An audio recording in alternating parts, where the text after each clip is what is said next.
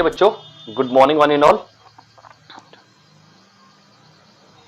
Okay, तो चलिए बच्चों, कल हमने डिस्कस किया था डी ब्लॉक एलिमेंट्स, तो हम उसी चैप्टर को आगे बढ़ाते हैं। हेडिंग लगाएंगे D block elements, D block elements. Clear है? अब बच्चों, डी ब्लॉक एलिमेंट्स में हमने क्या डिस्कस किया था? हमने डी ब्लॉक एलिमेंट में डिस्कस किया था कल कि भाई क्रोमियम और कॉपर के बारे में। तो चलिए वहीं से स्टार्ट करते हैं। तो बच्चों, सबसे पहला जो डी ब्लॉक एलिमेंट्स का वो आता है, वो इलेक्ट्रॉनिक कॉन्फ़िगरेशन क्या आता है? जो डी ब्लॉक एलिमेंट के इलेक्ट्रॉनिक कॉन्फ़िगरेशन आता है वो आएगा आपके पास में इलेक्ट्रॉनिक कॉन्फ़िगरेशन। ठीक, एक एग्जांपल उठाते हैं यहां से एक एग्जांपल उठाते हैं आयरन का और दूसरा उठाते हैं क्रोमियम का। तो बच्चों, आयरन का एटॉमिक नंबर कितना होता है? 26 और क्रोमियम का कितना होता है? 24। क्लियर? तो बच्चों, इसमें सबसे इंपॉर्टेंट चीज ये है कि आपको on the basis of cell के बेस पे इलेक्ट्रॉनिक कॉन्फ़िगरेशन करना आना चाहिए। मैंने आपको क्या बताया था कि भाई केवल क्रोमियम और कॉपर 29, ये दो 3D सीरीज की बात हो रही है। इन 3D सीरीज, हम 3D सीरीज की यदि बात करें तो केवल कॉपर और क्रोमियम को छोड़ करके सबका इलेक्ट्रॉनिक कॉन्फ़िगरेशन कैसे होगा? 2 कर दो, 8 कर दो और 2 कर दो। ठीक है? अब 2, 8 और 2 करने से फायदा क्या होगा?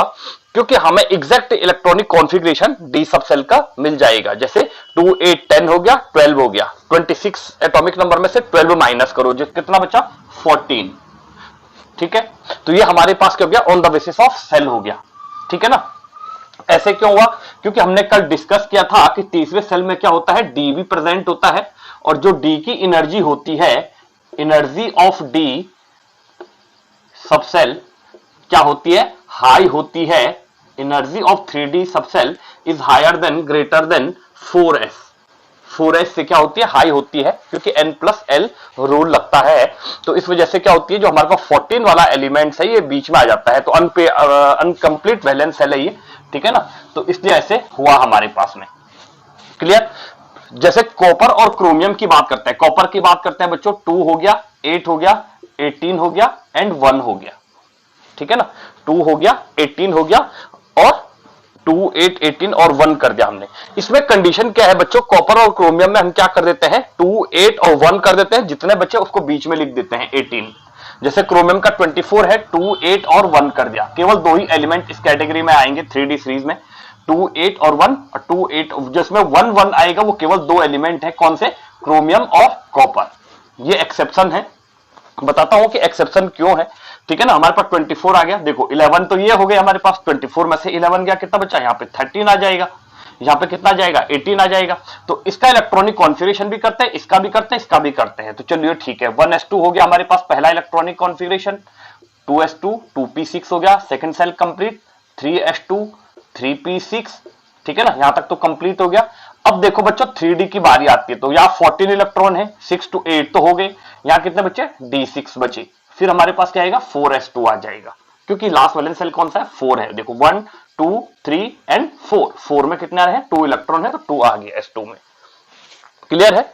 अब कहानी क्या होती है बच्चों? ये तो 4s2 आ गया, यहां से ये 3D6 है। हम इस 3D6 में ये बता सकते हैं बच्चों, ये आयरन का 3D6 लास्ट वैलेंस सेल आया, Fe26 का।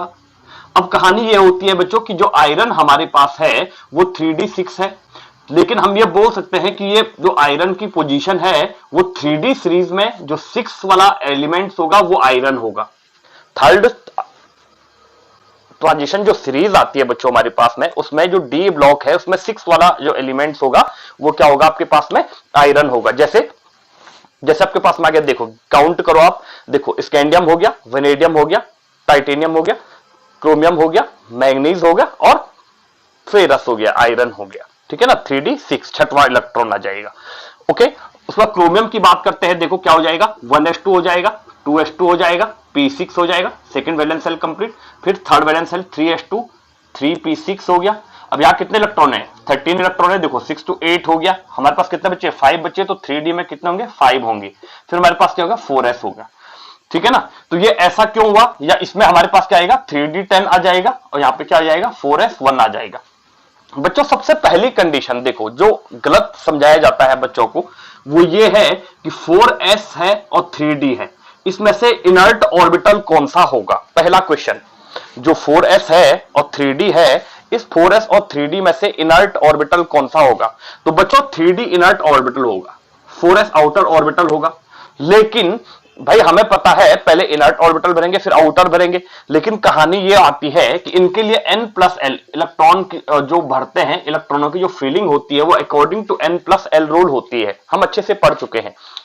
n+l रूल के तहत 4s की जो एनर्जी आएगी वो 4 में आएगी और 3d की जो एनर्जी आएगी 5 में आएगी। तो कंडीशन क्या है कि 4s पहले भरता है फिर 3d बाद में भरता है, ठीक है ना। अब कहानी ये है बच्चों कि जो ओवरऑल स्टोरीज जो बनती है वो ये है कि भाई अगर ऐसा है तो भाई 3d5 तो बाद में भरना चाहिए था, पहले 4s2 हो जाना चाहिए था। लेकिन ऐसा क्यों नहीं हुआ बच्चों, क्योंकि मैंने आपको डिजनरेट वाली कंडीशन बताई थी कि ऑर्बिटल की डिजनरेसी, देखो डी ऑर्बिटल की जो डिजनरेसी है वो 3 कंडीशन पे डिपेंड करती है, या तो उसका इलेक्ट्रॉनिक कॉन्फ़िगरेशन d0 हो, या इलेक्ट्रॉनिक कॉन्फ़िगरेशन d5 हो, या इलेक्ट्रॉनिक कॉन्फ़िगरेशन d10 हो, मतलब अनफिल्ड हो, हाफ फिल्ड हो या फुल फिल्ड हो। मतलब वो क्या हो गया, उसका स्टेबल कॉन्फ़िगरेशन हो गया। स्टेबिलिटी मेंटेन करने के लिए या तो वो अनफिल्ड होना चाहिए, all the 5d orbital have equal amount of energy, in that condition the d orbital is known as a degenerate d orbital.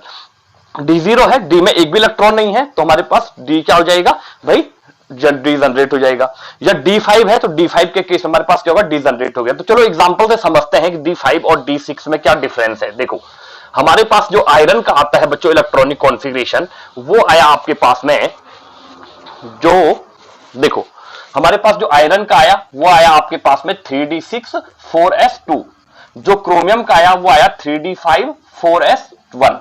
अब देखो बच्चों हम कॉपर की आयरन की बात करते हैं, ये 3d वाला ऑर्बिटल हो गया हमारे पास में, ठीक है ना। 6 इलेक्ट्रॉन हो गए, 1 2 3 और एक और बना दो 4, ठीक है ना। तो हमारे पास कितने हो गए देखो 1 2 3 4 5 एंड 6।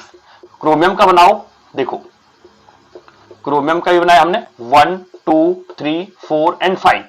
अब देखो बच्चों यहां पे जो dxy वाला ऑर्बिटल है इसमें तो 2 इलेक्ट्रॉन है, बाकी सब में क्या क्या है सिंगल इलेक्ट्रॉन है। तो सब मतलब सबकी एनर्जी क्या नहीं है, सेम नहीं है। dxy की एनर्जी क्या हो गई, कम हो गई, क्योंकि इसमें इलेक्ट्रॉन की फिलिंग स्टार्ट हो गई है। आई बात समझ में। अब हमारे पास क्रोमियम की बात करते हैं, तो क्रोमियम में हमारे पास कितना आया 3d5 आया, मतलब all the d5 orbital have equal amount of energy. तो ये क्या हो गया डिजनरेट हो गया, क्या हो गया डिजनरेट हो गया। और ये डिजनरेट होने के लिए क्या करता है कि भाई 3d वैसे क्या होना चाहिए था 3d4 4s2 होना चाहिए था क्रोमियम का, क्रोमियम 24 का इलेक्ट्रॉनिक कॉन्फ़िगरेशन ये होना चाहिए था। लेकिन अपनी स्टेबिलिटी डिजनरेसी मेंटेन करने के लिए वो क्या करता है बच्चों कि यहां से एक इलेक्ट्रॉन इसमें ले लेता है, तो कंडीशन क्या हो जाती है ओवरऑल जो इलेक्ट्रॉनिक कॉन्फ़िगरेशन होता है 3d5 4s1 हो जाता है। यहां पे क्या कर रहा है ये स्टेबिलिटी मेंटेन कर रहा है, स्टेबिलिटी, ठीक है ना। तो स्टेबिलिटी मेंटेन करेगा, तो इसलिए इसने क्या कर दिया इलेक्ट्रॉन d5 फुलफिल्ड हो गया। वैसे सेम कॉपर में भी हुआ, कॉपर का इलेक्ट्रॉनिक कॉन्फ़िगरेशन क्या है, कॉपर का 29 है, 3d10 4s1 है। वैसे होना क्या चाहिए था 3d9 4s2 होना चाहिए था। लेकिन कंडीशन क्या है कि 3d10 में देखो 1 2 3 4 5 10 हो गए, तो 3d10 कॉन्फ़िगरेशन गेन करने के लिए ये क्या कर लेता है कि अपने 3d को पहले भर देता है और 4s को बाद में फिल करता है। तो ये इसकी कंडीशन है, ठीक है, डिजनरेसी मेंटेन करने के लिए। अब इस कैडर में पूरे डी ब्लॉक में से कितने एलिमेंट्स आते हैं, ठीक है ना, जो पूरा जो कैडर आता है डी ब्लॉक का कितने एलिमेंट आते हैं कॉपर क्रोमियम के अलावा, ठीक है। तो बच्चों कॉपर क्रोमियम के अलावा जो एलिमेंट्स आते हैं वो आते हैं आपके पास में, कॉपर हो गया, देखो सिल्वर हो गया, ठीक है ना, कॉपर हो गया, सिल्वर हो गया, गोल्ड हो गया, क्रोमियम हो गया आपके पास में, ठीक है ना, मोलिब्डेनम हो गया आपके पास में, और आपके पास में क्या हो गया टंगस्टन हो गया। ये 6 एलिमेंट क्या करते हैं बच्चों, ये इनमें जो इलेक्ट्रॉनिक कॉन्फ़िगरेशन होगा वो क्या होगा 2 8, देखो ये 3D सीरीज है इसलिए 2 8 1 आएगा, और जितने भी एलिमेंट बचे वो बीच में ब्लैंक स्पेस में आ जाएंगे। इन सेकंड वाली ट्रांजिशन सीरीज में क्या हो जाएगा 2 8 18 आ जाएगा, फिर बीच में डैश आ जाएगा, फिर यहां पे क्या आ जाएगा 1 आ जाएगा। फिर थर्ड वाले में क्या हो जाएगा 2 8 18 और 32 आ जाएगा, 32 आ जाएगा, फिर बीच में ब्लैंक हो जाएगा, फिर यहां क्या जाएगा 1 आ जाएगा। तो ये इनका क्या है, इलेक्ट्रॉनिक कॉन्फ़िगरेशन का तरीका है। ठीक है, ये 6 एलिमेंट के लिए बता रहा हूं। बाकी सबके लिए क्या होगा कि 2 8 कर दो, 3D सीरीज के लिए 2 कर दो, जितने बचे बीच में लिख दो। ठीक है ना, सेकंड वाली सीरीज के लिए 2 8 कर दो, 18 कर दो, फिर बीच में ब्लैंक छोड़ दो, फिर 2 कर दो। फिर हमारे पास थर्ड के लिए क्या आया, 2 8 18 आया, 32 आया, फिर बीच में ब्लैंक कर दो, फिर 2 कर दो। तो जो भी आएंगे वो बीच में आ जाएंगे आपके पास में। तो ये 3D सीरीज के लिए है, ये 4D सीरीज के लिए है, ये 5D सीरीज के लिए है। मतलब 4th period, 5th period and 6th period के लिए ये वाला इलेक्ट्रॉनिक कॉन्फ़िगरेशन हो गया। रिपीट कर रहा हूं, कंफ्यूज नहीं होना है। 5th पीरियड है, देखो जो 4D सीरीज है वो कौन सा पीरियड है, वो 4th पीरियड है। ठीक है ना, 4D सीरीज वाला 5th पीरियड है, 5th पीरियड, और ये कौन सा है, 6th पीरियड है। तो 6th पीरियड एक एक सीरीज कम होती जाती है। आपको पता है इस बारे में क्यों होता है ऐसे, क्योंकि इलेक्ट्रॉनिक कॉन्फ़िगरेशन क्या होता है, डी में बाद में भरते हैं, 4s में पहले भर जाते हैं। स्टार्ट करते हैं। ठीक है ना, D block element is also known as a transition elements, transition elements, transition elements भी बोलते हैं इनको। लेकिन बच्चों डी ब्लॉक एलिमेंट्स के लिए तो मैंने आपको बता दिया इलेक्ट्रॉनिक कॉन्फ़िगरेशन कैसा आता है, n-1d4s2, ये आ गया आपके पास में। ठीक है ना, d 1 to 10, ठीक है ना, और 4s 1 to 2 आ गया। ठीक, लेकिन बच्चों ट्रांजिशन एलिमेंट केवल उन्हीं को बोलेंगे जिनका इलेक्ट्रॉनिक कॉन्फ़िगरेशन क्या आएगा, n-1d 1 to 9 और 4s2। ये इस कैटेगरी को क्या मानेंगे, हम ट्रांजिशन एलिमेंट्स मानेंगे। अब यहां से एक मोस्ट इंपॉर्टेंट क्वेश्चन फॉर्म होता है कि भाई जिंक क्या करता है, जिंक हैव एटॉमिक नंबर 30। ठीक है ना, इसका जो इलेक्ट्रॉनिक कॉन्फ़िगरेशन होता है 3d10 4s2, while copper 29 also contain 3d10 4s2। अब कहा यह गया है बच्चों कि जो ट्रांजिशन एलिमेंट्स कहते हैं उनको क्या बोलते हैं, यहां से इसको थोड़ा हटा देते हैं और अब बात करते हैं। जिंक ट्रांजिशन एलिमेंट नहीं है, नॉन ट्रांजिशन एलिमेंट या pseudo transition element, pseudo transition element. ठीक है ना, जबकि कॉपर क्या है, ट्रांजिशन एलिमेंट है, ट्रांजिशन एलिमेंट है। जबकि दोनों का इलेक्ट्रॉनिक कॉन्फ़िगरेशन क्या है, 3d10 3d10 है। तो ऐसा भेदभाव क्यों किया जा रहा है, क्या बोला मैंने बोला कि जिंक का इलेक्ट्रॉनिक कॉन्फ़िगरेशन 3d10 4s2 है, कॉपर का भी 3d10 4s1 है, सॉरी 1 आएगा यहां पे। ठीक है ना, अब कॉपर क्या है, ट्रांजिशन एलिमेंट्स है और जिंक क्या है, ट्रांजिशन एलिमेंट नहीं है। सूडो का मतलब वही हुआ जो लगता है लेकिन रियल में होता नहीं है। ठीक है ना, तो सूडो ट्रांजिशन एलिमेंट है जिंक, जबकि दोनों का इलेक्ट्रॉनिक कॉन्फ़िगरेशन क्या है, 3d10। कभी तो ऐसा क्वेश्चन पूछ लेता है, कभी इसका कंपेयर्ड क्या कर देता है, सिल्वर से कर देता है, सिल्वर एजी से। ठीक है ना, सिल्वर क्या करता है बच्चों, 4d10 कॉन्फ़िगरेशन गेन करता है और 5s1 करता है। ठीक है ना, ये गेन करता है, ये ट्रांजिशन एलिमेंट है, ये ट्रांजिशन एलिमेंट्स है लेकिन जिंक नहीं है। ऐसा क्यों होता है, कभी ऐसा क्वेश्चन पूछ लेता है। कभी क्वेश्चन कैसे पुट करता है कि भाई जो कैडमियम है और सिल्वर है, कैडमियम का जो देखो यहां पे नेक्स्ट क्वेश्चन बनता है, कैडमियम और सिल्वर के बीच में दोनों का इलेक्ट्रॉनिक कॉन्फ़िगरेशन क्या होता है, 4d10 4d10। ठीक है ना, यहां क्या होता है, कैडमियम का 5s2 होता है। ठीक है ना, यहां क्या होता है, 5s1 होता है। तो ऐसा क्यों होता है कि कैडमियम क्या है, नॉन ट्रांजिशन एलिमेंट या क्या है, सूडो ट्रांजिशन एलिमेंट है, जबकि ये क्या है हमारे पास में, ट्रांजिशन एलिमेंट है। कभी इसका कंपेयर कर लेता है। ठीक है ना, तो ये हमारे पास क्या बनते हैं, मोस्ट इंपॉर्टेंट क्वेश्चन है, लगभग हर साल पूछता है ऐसे क्वेश्चन। ठीक है ना, ऐसा क्यों होता है, तो बच्चों इसका रीजन ये है, जो ट्रांजिशन एलिमेंट की कहानी बनती है वो ये बनती है, transition elements are those elements which show colourful ion. ये क्या करते हैं, अपने कलरफुल आयंस को रिप्रेजेंट करते हैं। दूसरा क्या है, अपनी मैग्नेटिक प्रॉपर्टी को रिप्रेजेंट करते हैं, मैग्नेटिक प्रॉपर्टीज। तीसरी क्या करते हैं, ऑक्सीडेशन स्टेट को चेंज करते रहते हैं। ठीक है ना, ठीक है ना, variable oxidation state, variable oxidation state. और जो लास्ट वन आती है वो क्या होता है, formation of complex compound, formation of complex compound.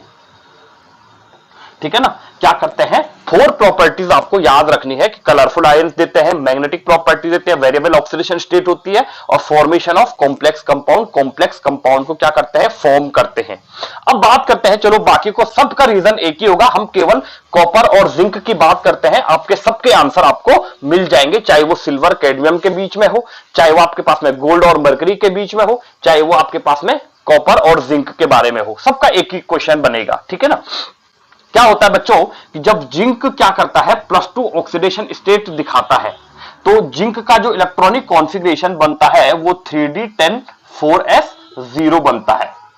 पहले क्या था, जिंक का नॉर्मल ग्राउंड स्टेट में क्या था, ये वाला था 3d10 4s2 था, लेकिन इसने 2 इलेक्ट्रॉन दे दिया, तो आउटर कौन है, 4s वाला है, तो 4s के इलेक्ट्रॉन तो गए, तो यहां पे कितना हो गया, 0 हो गया, यहां पे क्या हो गया, 3d10 हो गया, स्टेबल कॉन्फ़िगरेशन हो गया। ठीक है ना। जबकि कॉपर +2 के केस में क्या हो जाएगा बच्चों कि यहां पे हो जाएगा 3d9 हो जाएगा और 4s1 हो जाएगा, सॉरी 4s0 हो जाएगा, 0। ऐसे क्यों हुआ, क्योंकि 4 में तो एक ही इलेक्ट्रॉन है यहां पे। ठीक है ना। अब दूसरा इलेक्ट्रॉन कहां से जाएगा, 3d से जाएगा, तो 3d9 हो जाएगा। तो ऑन +2 ऑक्सीडेशन स्टेट, जब दोनों के दोनों +2 ऑक्सीडेशन स्टेट में जा रहे हैं, तो जिंक क्या कर रहा है बच्चों, तभी भी 3d10 मेंटेन कर पा रहा है, जबकि कॉपर क्या कर रहा है, 3d9 कॉन्फ़िगरेशन गेन कर रहा है। इसीलिए मैंने आपको क्या बोला था, ट्रांजिशन एलिमेंट उनको बोलेंगे जिनका electronic configuration n-1 d 1 to 9 आएगा और 4s2 या 0 0 to 2 आएगा। ठीक है ना, उनको क्या बोल दिया गया, ट्रांजिशन एलिमेंट्स कहा गया। जैसे फॉर एग्जांपल, जैसे हमने बोल दिया 3d6, जैसे बोल दिया 3d8 4s2, ये किसका है, निकिल का है। किसका है, ये निकिल का है। तो निकिल क्या है, एक ट्रांजिशन एलिमेंट्स है। आई बात समझ में, ये निकिल क्या है, ट्रांजिशन एलिमेंट है, क्योंकि इसका इलेक्ट्रॉनिक कॉन्फ़िगरेशन क्या रहा है, अंडर 9 आ रहा है, 9 या 9 से कम आएगा, तो बेसिकली वो ट्रांजिशन एलिमेंट्स की कंडीशन दिखाएगा, मतलब वो वेरिएबल ऑक्सीडेशन स्टेट रिप्रेजेंट करता है। जिंक केवल एक ही ऑक्सीडेशन स्टेट शो करता है, जिंक ओनली क्या करता है, एक ही ऑक्सीडेशन स्टेट शो करता है, +2। समझ गए।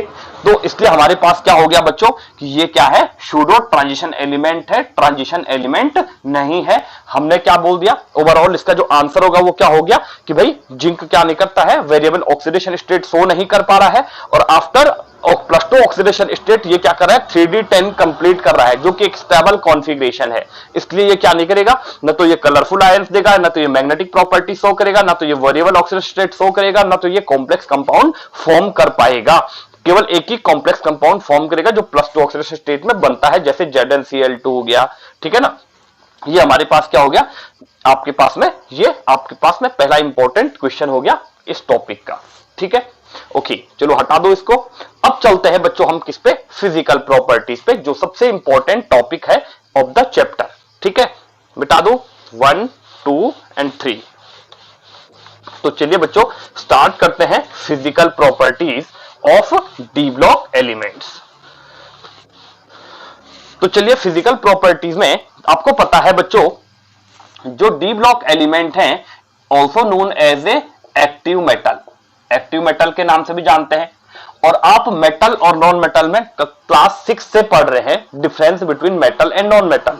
तो बच्चों जो मेटल, एक्टिव मेटल हैं, तो इनकी प्रॉपर्टीज क्या होगी, सबसे पहले जो इनकी प्रॉपर्टीज होगी,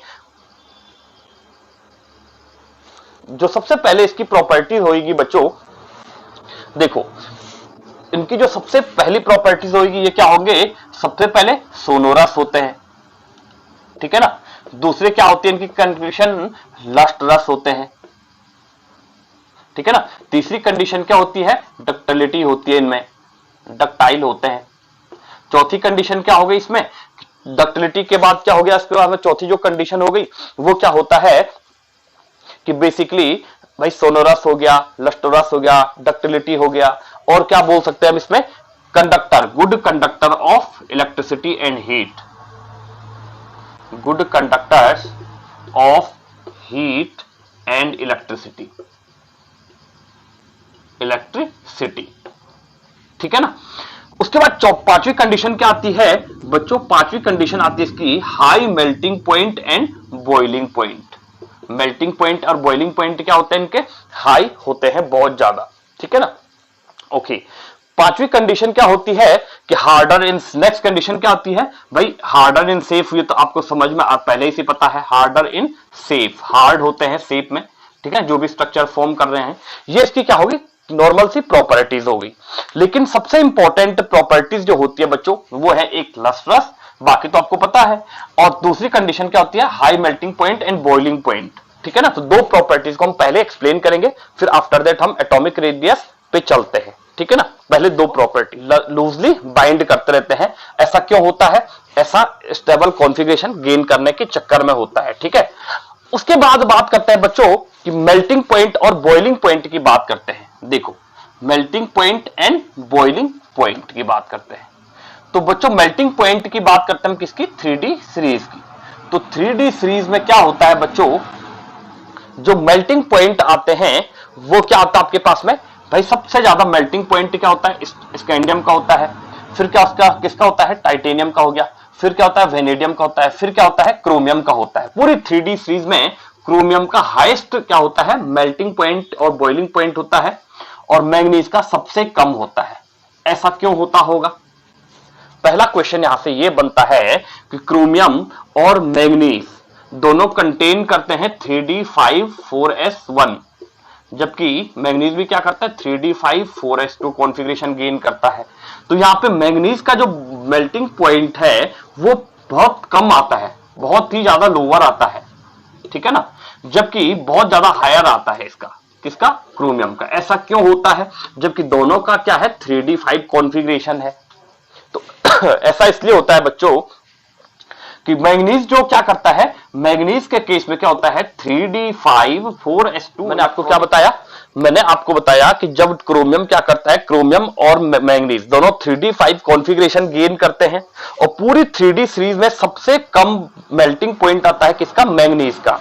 ऐसा क्यों होता है, जबकि दोनों क्या करते हैं 3D5 कॉन्फ़िगरेशन गेन कर रहे हैं।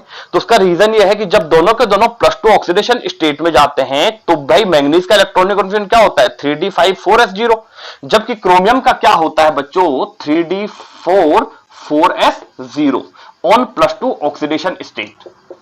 जब ये +2 ऑक्सीडेशन स्टेट में जाएंगे तो दोनों के दोनों क्या हो जाते हैं 3D4 4s0 हो जाएंगे क्रोमियम, और मैंगनीज क्या होता है 3D5 4s0 रहता है। क्यों, क्योंकि इसका इलेक्ट्रॉनिक कॉन्फ़िगरेशन क्या है 3D5 4s2 है मैंगनीज का, और क्रोमियम का क्या है 3D5 4s1 है। तो कंडीशन यह आती है कि यहां पे जो 1 वाला इलेक्ट्रॉन है, एक तो ये जाएगा, एक 3D से जाएगा, तो यहां पे 3D4 हो जाएगा, जबकि मैंगनीज के केस में क्या हो रहा है 3D5 4s0 हो रहा है। तो कंडीशन क्या होती है कि 3D5 बच्चों क्या है, डिजनरेट डी ऑर्बिटल बन जाएगा। और जब डिजनरेट डी ऑर्बिटल बनेगा बच्चों, उसका मीनिंग क्या हुआ कि स्टेबिलिटी मेंटेन कर रहा है, वो स्टेबिलिटी मेंटेन कर रहा है, इसका मतलब क्या हुआ, स्टेबल हो रहा है कोई भी चीज, मतलब एनर्जी क्या हो रही है, कम हो रही है, एनर्जी क्या हो रही है, लोअर हो रही है। जब एनर्जी लोअर होएगी बच्चों, एनर्जी लो होएगी, उस केस में क्या हो जाएंगे, जो मेटालिक बॉन्ड है, जो मेटालिक बॉन्ड है वो क्या हो जाएंगे, वीकर पड़ जाएंगे।